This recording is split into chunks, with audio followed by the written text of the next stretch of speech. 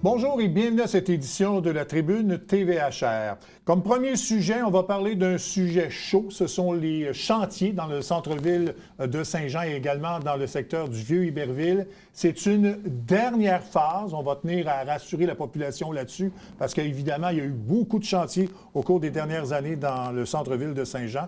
Pour nous en parler, on a la conseillère du district Vieux-Saint-Jean, Vieux-Iberville, Mme Mélanie Dufresne. Mme Dufresne, bonjour. Bonjour. Donc, c'est exact de dire là, que c'est vraiment la dernière étape de tous les chantiers que l'on a eus dans le centre-ville au cours des dernières années? Bien, la dernière étape, c'est le dernier grand chantier qui monopolise beaucoup l'aspect plus commercial du centre-ville. C'est sûr qu'il va y avoir d'autres chantiers qui vont arriver dans des secteurs qui sont un peu plus résidentiels, mais pour ce qui est là, du volet commercial, c'est la dernière phase. Après ça, c'est la fin pour la rue Richelieu, ça va être fini. Bon. Donc, les travaux, là, on ne parlera pas de façon précise, mais ça s'échelonne pour le centre-ville de Saint-Jean, donc de la rue Saint-Georges jusqu'à la rue Saint-Jacques. Oui. Et pour Iberville, la première rue, première, deuxième, troisième avenue, c'est ça à peu près? En fait, c'est plus Maria-Boivin. Okay. La concentration des travaux du côté d'Iberville, c'est Maria-Boivin. Après ça, tu as des intersections, première, deuxième, troisième, mais c'est vraiment des petites intersections. Okay. Bon. Évidemment, ça a un impact. On ne s'en cachera pas sur les commerçants du centre-ville qui en ont arraché depuis la pandémie, particulièrement. On dit qu'on va maintenir quand même l'accès au commerce, mais peut-être expliquer un peu là, la façon comment on va impacter le moins possible les commerces durant ces travaux. Bien, en fait, c'est sûr que la signalisation, c'est une des premières choses auxquelles on doit être vigilant. Tu sais, souvent, à la ville, il y a plein de choses, puis on oublie de mettre la pancarte pour dire les commerces accessibles au commerce ou quel commerce, surtout sur la place du Quai actuellement, parce que c'est quand même enclavé dans les travaux. Donc, il faut vraiment être vigilant à ce niveau-là, avoir la bonne signalisation pour diriger les gens au centre-ville. Parce que, on va se le dire, la rue Richelieu, entre Foch puis Saint-Jacques, elle est ouverte, elle est belle, elle est splendide. Il va y avoir beaucoup d'activités sur ce tronçon-là cet été. Donc, c'est important d'avoir la bonne signalisation pour amener les gens aussi dans les commerces qui sont actuellement en travaux. Ouais. Parce que je ne l'ai pas mentionné, mais quand même, les travaux s'échelonnent quand même sur une bonne période. Là. Donc, ça a commencé lundi dernier, ça va s'échelonner jusqu'en décembre. Oui. Donc, c'est quand même des travaux importants en temps. Là. Bien, la raison pour laquelle on le fait comme ça, c'est qu'auparavant, on a appris des autres chantiers, bien, on le faisait par phase, puis on revenait l'année d'après. Là, on ne veut pas revenir l'année d'après. Ça va être fini, final, la même année. Puis c'est ça que ça prend. Bon.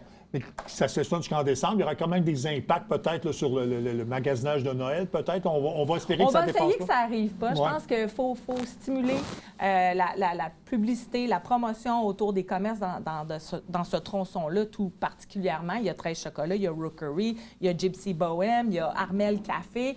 Et j'en passe, je m'excuse si j'en oublie. Il y a vous aussi, mais on va être là. Puis c'est aussi de dire, faites l'effort de plus pour justement aller les voir. Puis il y a des routes aussi qui sont accessibles par en arrière, entre autres le monsieur d'ordinateur qui est là avec 13 Chocolats. On peut passer par la CIBC. Donc, il y aura d'autres accès. Il y a d'autres accès pour accéder à ces commerces. Oui. Puis on ajoute aussi l'inspection du pont-Gouin qui force la fermeture à peu près une fois par mois. Ouais. Donc, ça aussi, ça ajoute au problème. Bien, oui, ça, c'est exaspérant, mais quand je regarde, je suis positive parce que je vois les effets positifs que ça a eu lieu entre Foch puis Saint-Jacques. Alors là, je peux juste être encore plus optimiste. Donc oui, il y a des désagréments. Oui, il faut forcer la note encore cette année. Puis la Ville, elle a son effort à faire pour l'accessibilité, pour la promotion des commerces locaux. Mais ça va être fait une fois pour toutes après ça. Puis vous savez quoi? Il y a beaucoup de logements qui s'en viennent au centre-ville. On regarde juste l'Hôtel 54, qu'est-ce que ça a l'air? Mais c'est tous des gens qui vont venir aussi consommer dans ces commerces-là. On regarde tous les gens qui ont racheté. Moi, j'habite dans le condo 97, rue Richelieu. Puis, je regarde juste les gens qui achètent, les gens qui sont stimulés à vouloir déménager puis sont contents de déménager au centre-ville. J'ai eu des belles discussions en fin de semaine. Je vous le dis, c'est un plus. On attire des gens au centre-ville, puis ça va être bon aussi pour l'aspect commercial. Alors là, oui, on vit des désagréments, mais comme je vous dis, pour le futur, ça va juste être positif. Ouais. Puis, je vous pose la question parce que Oui. ça a été mentionné sur les médias sociaux lorsqu'on Oui. a annoncé ça. Oui. Pourquoi faire les deux rives en même temps? Pourquoi ne pas avoir séparé les travaux? Parce que ça fait longtemps que c'est dans le collimateur, puis c'est dans la planification. Puis du côté d'Iberville, ça impacte vraiment plus la rue Maria-Boivin, OK. puis une partie du parc Belle-Rive. Donc, on est vraiment en plus dans un aspect résidentiel versus l'aspect commercial. Donc, moi, si je me présente à Iberville, je peux quand même consommer dans mes commerces. J'ai quand même l'accessibilité sur la première rue parce que les travaux-là, ils ont déjà été faits. Comme je vous dis, c'est des interventions d'intersection qui vont se faire de façon simultanée, mais ça ne sera pas bloqué comme entre Saint-Jacques et Saint-Georges. Bon. Fait que pour moi, j'en ai pas de problème. C'est ça. Fait que le conseil qu'on peut donner, c'est de suivre les indications, la signalisation pour bien se diriger. Se promener Mais à vélo aussi, si on est capable. Oui, bon. Oui. J'invite tous les résidents du centre-ville. On va entendre que la neige fonde Oui, un peu, là. oui, mais comme pour ma part à Ouais. moi, je pense que le vélo pour aller travailler du côté d'Iberville, ça va être mon mode de transport cet été. Je pense que ça va être moins compliqué que passer en véhicule. Ouais. Quoique, je vous dis, on a changé aussi la route puis la circulation afin de faciliter les déplacements. Le cadençage aussi des lumières. On va avoir des personnes aux intersections. Puis on l'a vu ce matin, là, c'est parti pour le chantier. Puis je dois vous avouer, ça a bien été. Alors, j'ai bon espoir là, qu'on soit capable de s'en sortir sans trop se faire mal cette fois-ci. En fait, l'important pour la population, c'est que après décembre, le cadre devrait revenir pour les chantiers dans le centre-ville. Le CAM va revenir, puis on va avoir beaucoup plus de personnes intéressées à investir chez nous, davantage de commerces qui vont s'installer au centre-ville. Ce sera la partie le fun de tous ces travaux-là, puis de tout ce qu'on a enduré pendant les 10 dernières années. Je parlais des impacts sur les commerces, mais évidemment, il y a des activités, dont le vieux Saint-Jean à la nuit. Oui. Est-ce que ça va avoir un impact sur l'activité ou on va simplement déplacer certains spectacles? On va déplacer les spectacles, on va s'ajuster, comme on l'a toujours fait d'ailleurs, parce qu'il n'y a jamais eu arrêt d'événements au centre-ville, mis à part le temps de la COVID, mais pour ce qui était des travaux, des chantiers, on a toujours eu les événements au centre-ville, ça se maintient. Mon vieux Saint-Jean-la-Nuit, mais on a aussi la Fête nationale, la Fête du Canada, les étés chauds. Tout ça, comme je vous dis, notre nouveau tronçon est prêt à accueillir tous ces spectacles-là dans notre place de spectacle qui est là, bien entendu. Puis on va probablement, pour mon vieux Saint-Jean-la-Nuit, s'étirer jusqu'au Capitole comme on a fait l'année dernière. Donc ça, c'est pas problématique. Oui, parce que la scène principale était juste en face du Pont-Gouin, si je ne me trompe pas, l'année passée. Oui. Là, fait qu'on va juste on peut le laisser là quand même, malgré les travaux. La scène principale, en fait, était au parc. Le parc, le nouveau parc. Oui, à côté, la scène principale était en bas là. Puis on avait une scène secondaire aussi dans le stationnement du Capitole. Oui. Alors, moi, je pense que ça n'aura là-dessus, pas beaucoup d'impact. on s'est pratiqué l'année passée, donc je pense qu'il n'y aura pas d'impact. Oui, c'est ça. J'y ai travaillé et je peux vous dire que ça a été un immense succès. On va maintenant parler là, de l'actuel conseil de ville. Donc, vous avez été réélu, mais là, il y a beaucoup de nouveaux visages, un nouveau maire, entre autres. Comment ça se passe depuis novembre? Je vais vous dire, la vraie vérité, c'est que c'est merveilleux. On a un maire qui est compétent, un maire qui est en plein contrôle, un maire qui sait communiquer, qui est très rassembleur. Puis moi, je vais vous le dire, je suis tellement satisfaite, je prends tellement de plaisir à incarner mon rôle de conseillère municipale ce mandat-ci, justement parce que c'est une fierté de travailler pour cet homme-là. C'est une fierté aussi de travailler ensemble pour notre ville, puis il fait si bien, j'en suis fière. Bon, puis et l'ensemble du conseil de ville, je pense que de toute façon, j'ai rencontré M. Boucher la semaine passée, qui ne fait pas partie de votre équipe, mais qui semble très content de ce qui se déroule actuellement. Il y a vraiment une belle chimie. C'est vraiment agréable. Bon. Agréable. Je pense que vous êtes maîtresse suppléante aussi. Donc, ça aussi, c'est une belle marque d'appréciation. Oui, marque d'appréciation et de confiance. Puis, ça se termine au mois de mai, puis c'est correct. Bon. Un dossier important, c'est évidemment l'implantation du refuge temporaire sur Jacques-Cartier, qui aide à À canaliser l'activité nocturne au centre-ville. Oui, voilà, d'avoir moins d'itinérants dans le centre-ville qui est votre quartier. Est-ce que vous avez remarqué quelque chose depuis l'ouverture du refuge? Ah oui, c'est beaucoup plus tranquille les soirs. Il y a moins. Puis on a, tu sais, c'est facile aussi pour les personnes qui interviennent de diriger ces gens-là à une place. Quand tu n'as pas de place de refuge où personne ne peut dormir, bien, c'est difficile de les déplacer. C'est difficile, bien, va ailleurs, parce que là, nos policiers se retrouvaient à jouer au chat et à la souris, puis là, bien, d'intervenir dans les guichets automatiques, d'intervenir dans d'autres places, parce que là, on a un endroit fixe pour ces gens-là. Puis c'est parfait, ça les aide, ça nous aide, puis ça garde aussi le quartier plus calme et zen la nuit. Bon. Mais est-ce qu'il y a eu une demande pour un refuge permanent dans le centre-ville? Oui, on a Domicile Fixe qui nous a fait une proposition. Ouais. On est en train de la regarder. C'est encore en pourparlers pour ça, mais oui, en effet, on va avoir un refuge, une clinique, un centre d'hébergement.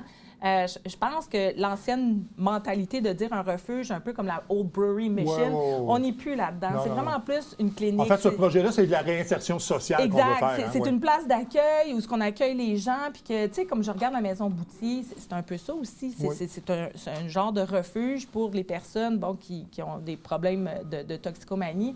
Mais ça va super bien. C'est calme dans le quartier, on ne voit pas les gens en détresse sur la rue. L'organisme fait un excellent travail. Puis j'imagine, puis c'est avec cette dame-là d'ailleurs qu'on travaille sur le projet là, de ce type de refuge-là. Bon. Il y a aussi tous les dossiers de logement. Vous avez parlé donc de projets. Il y a aussi celui de Saint-Noël-Chabanel à Iberville. Je pense que vous n'avez pas eu de demande là-dessus à la Ville. Là. Bien, en fait, on a Domicile Fixe est en train de construire dans l'ancien presbytère qui est à côté de l'église Chabanel.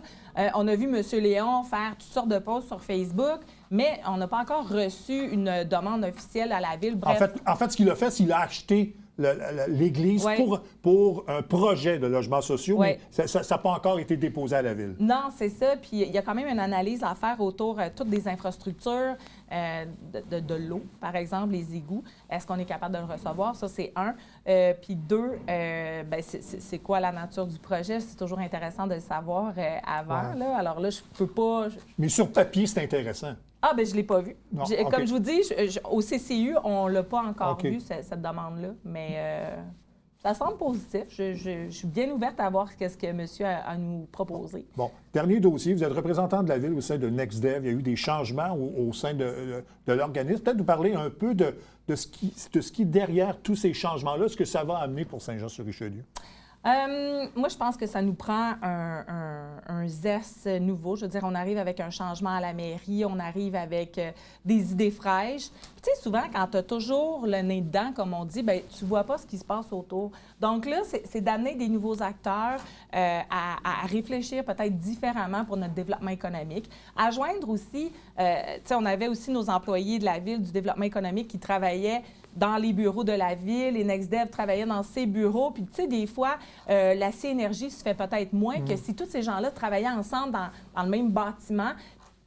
On crée une synergie dans ce temps-là. Donc, c'est sûr qu'on a restructuré les choses pour faire en sorte que tout le monde puisse travailler ensemble dans la même optique. Mme Dufresne, merci beaucoup. On aura l'occasion de se reparler, bien sûr, parce que j'espère bien. Il y aura plusieurs autres dossiers sur la table au cours des prochaines semaines. Merci beaucoup. Merci à vous. On fait une courte pause et on revient tout de suite après.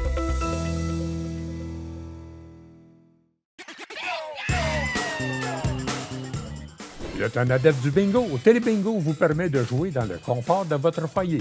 4 500 $ en prix à gagner. Et pour ce faire, vous devez vous procurer un livret comme celui-ci au coût de 9,50 $ chez un de nos détaillants, dont la liste apparaît sur notre site Internet tvhr9.com. Donc, c'est un rendez-vous dimanche matin 9h30. Télébingo.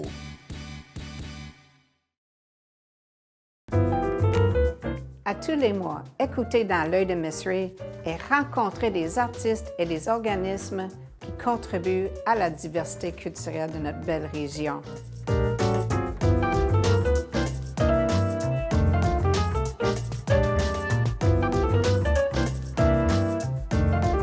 Ensemble, nous gardons l'art vivant.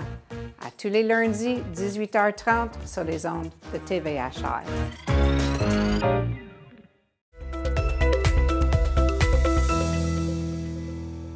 Le mois de mars, c'est le mois de la prévention de la fraude et c'est une bonne occasion d'en parler, surtout qu'il y a une activité importante qui s'en vient, organisée par le service de police de la ville de Saint-Jean-sur-Richelieu en fin de semaine. Pour nous en parler, donc, on a M. Jérémy Lévesque, qui est sergent à la section de prévention et relations communautaires et médias pour le service de police de la ville de Saint-Jean-sur-Richelieu. M. Lévesque, bonjour. Bonjour, merci de me recevoir. Bien, ça me fait plaisir, ça fait toujours plaisir de vous recevoir. Donc, c'est encore important de parler de prévention de fraude en 2026? C'est toujours important de parler de fraude, oui, encore en 2026. On va peut-être en parler un petit peu tantôt, malgré que on a une légère diminution, mais au niveau de la province, au niveau du pays, la fraude est en augmentation considérablement depuis plusieurs années. Donc, il faut toujours répéter les conseils de prévention, toujours parler de la fraude. Oui, c'est important. Bon. Vous dites qu'il y a une hausse en province, mais je pense qu'on se comporte quand même relativement bien là aussi, si on regarde les chiffres pour Saint-Jean-sur-Richelieu. Oui, si on compare aux 3 années précédentes, dont l'année passée, qui était la plus importante de ces 3 années-là, on observe une légère baisse au niveau des prises de plaintes officielles au niveau de la fraude. Donc, on se satisfait à Saint-Jean-sur-Richelieu de cette baisse-là, mais il reste toujours du travail à faire. Une fraude, c'est une fraude de trop. Oui, c'est ça. Parce que l'année passée, c'était à peu près 400 appels que vous avez reçus. Cette année, là, on compte 337, je pense. Exactement. On a 337 appels au niveau 2025, comparativement à 410 en 2024. Bon. Mais il y a quand même une partie importante de ces fraudes-là là, qui sont de type faux représentants. Là. Et ça, c'est inquiétant. Oui, l'année passée, 30 de nos fraudes sont de type faux représentant. Donc, quelqu'un, un fraudeur, qui se fait passer pour un représentant d'une institution financière, d'une institution bancaire, d'une compagnie d'assurance, des agences frontalières du Canada au niveau des impôts. Même dernièrement, on a vu à Saint-Jean des gens qui se font passer pour des faux policiers et envoient même des gens costumés avec l'effigie d'une casquette de police, d'une fausse veste là, foncée. Par contre, ces gens-là sont pas armés, sont faciles à détecter là, au niveau du costume, mais ils poussent l'audace à aller jusqu'à imiter des faux policiers. Bon. Et à ce moment-là, donc, ils se présentent comme faux policiers, ils réclament de l'argent, comment c'est, aux victimes? En fait, la stratégie au niveau de la fraude, c'est quelqu'un qui va toujours appeler au téléphone.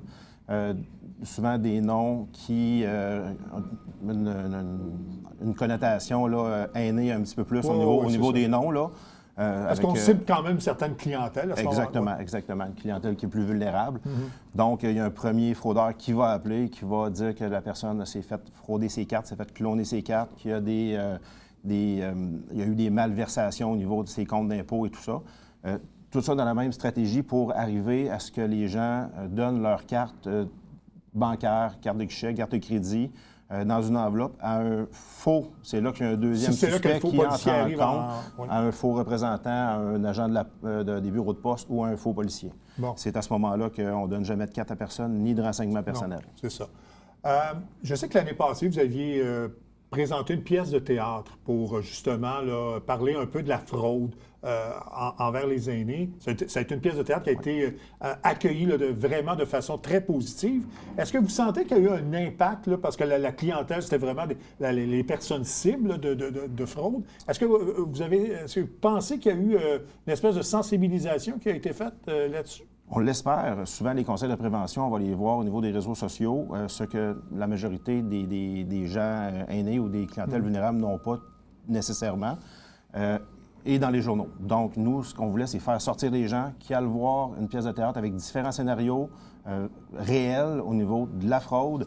On voit que les chiffres ont baissé. Est-ce que ça a une incidence directement? Je ne pourrais pas vous le dire. On espère que oui, mais on a touché, avec cette pièce de théâtre-là, on a fait 6 représentations. On a touché entre, je vous dirais, 750 et 850 personnes, juste avec le principe du théâtre. On ne sait pas si ça a aidé aux chiffres, mais ça n'a sans doute pas nuit, ça. Ça, j'en suis convaincu. Ça, on peut le dire comme ça.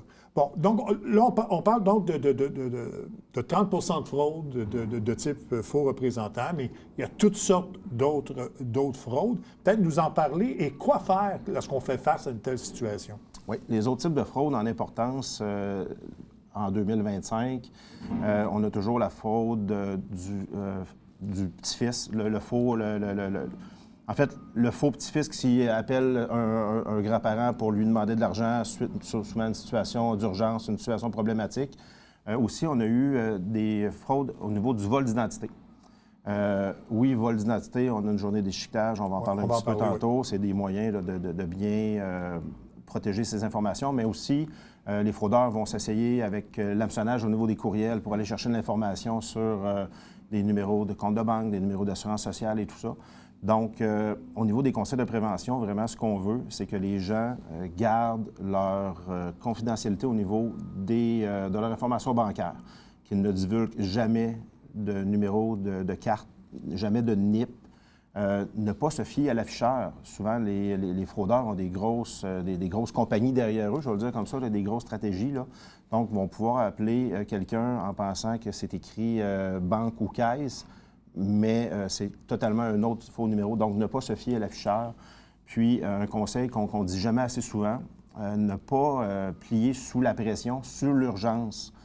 Les gens vont vouloir parler sans arrêt, vont faire un sentiment d'urgence. Il y a eu un accident, vite ça presse, on n'a pas le temps de réfléchir, vous allez vous faire frauder encore plus d'argent. Donc, ne pas céder à ce chantage-là au niveau de l'urgence. Bon. Dans ces cas de fraude-là, souvent, on ne connaît pas la personne. Mais là, actuellement, il y a une campagne à la télévision où c'est un proche qui prend la carte de crédit. Dans l'exemple, dans la publicité, c'est le petit-fils qui s'occupe de sa grand-mère, mais qui prend sa carte de crédit, de l'argent comptant, sans dire nécessairement à quoi va servir cet argent-là. Ça aussi, c'est un type de fraude. Oui, c'est un type de fraude. Celle-là, on la classe au niveau de la maltraitance financière. On a la maltraitance psychologique, physique, mais on peut aussi aller au niveau mais un ne va pas sans l'autre souvent. Un ne va pas sans l'autre. Donc oui, la personne, souvent, va être isolée chez elle, veut voir ses proches, veut voir ses petits-enfants, veut voir ses enfants. Donc, des fois, on va céder au chantage aussi par rapport à ça. Dans notre pièce de théâtre, on en a un scénario au niveau de la maltraitance financière directement qui touche à ça. Et l'annonce, ça ne me dérange pas de le nommer, là, c'est la ligne aide, maltraitance, abus haineux, adulte, abus haineux, excusez-moi, elle a changé de nom dernièrement. Si vous avez une situation à signaler, c'est important de le faire. Oui, exactement, parce que ça peut toucher tout le monde et sans nécessairement savoir au début qu'on est pris dans cet engrenage-là, mais finalement, des fois, on a de la difficulté à s'en sortir. Et si je peux conseiller, appelez le service de police. On va vous aider. Je pense que ça devient la première ressource pour justement vous aider à se sortir de ce problème-là. Qui est de plus en plus répandu. Exactement. Les policiers vont y aller, les policiers patrouilleurs, puis lorsque c'est vraiment problématique, les patrouilleurs vont référer à l'équipe de la section prévention relations communautaires, qui est mon équipe. Des fois, on va aller faire des visites. Souvent, on va aller faire des visites avec des travailleuses sociales aussi qui sont inclus au niveau du service de police pour aller voir c'est quoi la problématique et comment on peut faire pour aider ces gens-là. Bon. Et une activité, justement, qui aide justement à la protection des données et de ce qu'on a là, qui peut aider des fraudeurs, justement. C'est une journée donc de déchiquetage gratuit des données confidentielles. Ça va se passer au poste de police samedi. Peut-être nous parler un peu de cette journée-là. Oui, ça se passe samedi, le 28 mars, au poste de police, de 9h à 13h. Les policiers vont être sur place. Il y a la compagnie Déchiquetec Mobile qui vont s'occuper de faire le déchiquetage de paperasse. Et il y a aussi la compagnie ERA, Electronic Recycling Association, qui, eux, vont faire le déchiquetage des petits appareils électroniques au niveau des disques durs, des tablettes, des téléphones. Ça, c'est nouveau, ça. Est-ce qu'il y avait ça l'an passé aussi? Ça fait 3 ans qu'ils sont avec nous. Commencez pas à amener vos vieilles télévisions, vos vieux vidéos. Là, on ramasse pas ça. Par contre, là, des petits objets électroniques qui contiennent des données sensibles, on va les recueillir pour les détruire. Bon. Si on n'est pas certain, là, ce serait quoi le moyen efficace là, de dire, bien, on va le porter ou on le garde? Ce serait quoi un peu le conseil qu'on peut donner à ces gens-là? Pour la journée même, les gens, s'ils sont dans le doute à savoir s'ils peuvent l'apporter ou pas, qu'ils l'amènent avec eux. Et puis, les gens là, spécialistes vont répondre à la question, oui, il y a des données sensibles dans cet appareil-là, il n'y en a pas, on va le prendre, on va le détruire ou on va le reconditionner pour donner à des organismes communautaires. Ouais. Ça, c'est une vocation aussi là, de ERA, de la compagnie. Bon. Pour les fraudeurs, on parle de plus en plus d'intelligence artificielle. Est-ce que c'est un moyen maintenant qui est de plus en plus utilisé pour justement tenter de frauder les gens? C'est sûr que c'est un outil qui va être utilisé dans certains types de fraudes. De là à dire qu'on va imiter une voix au téléphone, On n'est pas rendu là? on a encore des OK. doutes sur la façon de faire. Par contre, au niveau de l'information, dès que quelqu'un va commencer à donner de l'information dans l'intelligence artificielle, que ce soit pour des conseils financiers ou des conseils médicaux ou autres, les gens, des fois, ont tendance beaucoup à souffrir, pas à souffrir, excusez-moi, à s'ouvrir à certains logiciels d'information. Ils vont donner beaucoup d'informations. Cette information-là peut être recueillie par la suite. Donc, faites attention à ce que vous donnez ou ce que vous ajoutez sur l'intelligence artificielle, Ouais. sur les différents sites, là. Puis, je pense qu'on s'en a déjà parlé, mais c'est important aussi de demander un code. Si on n'est pas sûr si la personne, au bout du fil, est notre petit-fils, notre fils ou quelqu'un qu'on connaît, Ouais. souvent de demander une question ou se donner un code dans la famille pour vraiment identifier la personne au bout du fil, ce serait important aussi. Hein? Oui, c'est une façon de faire, avoir un code avec les proches, avec la famille. Mais vraiment, dans le cas de doute, là, ce que vous faites, là, c'est que vous raccrochez et vous rappelez votre petit-fils ou votre fils ou la compagnie qui veulent supposément vous frauder. C'est la meilleure façon de faire. Vous mettez fin à la conversation. Puis si c'est Francis qui vous a appelé, vous rappelez le vrai Francis. Puis Francis, ça se peut qu'il soit chez eux et non en prison à Québec. Oui, exact, c'est ça. Puis, et demander un numéro de téléphone aussi. Ah, ben, je vais vous rappeler, mais souvent, la personne peut être hésitante à vous donner un numéro de téléphone parce que cette personne-là n'a pas vraiment de numéro, n'existe pas, tout simplement. Exactement. Donc, ne pas se fier au numéro que le fraudeur va vous donner, ni au numéro sur l'affichage. Oui, On l'a dit préalablement. Appelez la personne ou l'institution avec leurs numéros généraux et puis ils vont vous répondre à vos questions. Bon. Donc, peut-être redonner les coordonnées donc pour les gens là, qui pensent être victimes de fraude et qui veulent donc le signaler. Peut-être nous rappeler là, la façon de faire pour signaler cette fraude-là. Oui, les gens qui sont dans le doute, qui se posent des questions, qui ont été victimes ou sont sur le point de l'être, peuvent communiquer avec notre service de police à Saint-Jean-sur-Richelieu au 450-359-9222. Faites le poste 1. Vous allez tomber à la répartition des appels. Et s'il y a matière à plainte, à faire déplacer un policier, il y a un policier ou une policière qui va se rendre chez vous. Sinon, il y a des agents qui sont formés pour vous donner des trucs sur comment détecter les fraudes. Ouais. Et puis, l'activité gratuite, la journée de déchiquetage des données confidentielles, de 9h à 13h, samedi, au poste de police de Saint-Jean-sur-Richelieu. Monsieur Lévesque, merci beaucoup. Et puis, en espérant que lorsqu'on se reparlera l'an prochain, que ça aura encore diminué les cas de fraude et puis qu'on tente de contrôler la situation. On l'espère. Oui, voilà. Merci beaucoup. Merci à vous. Ça complète cette édition de la Tribune TVHR. J'espère que ça vous a plu, mesdames, messieurs. À la prochaine. Au revoir.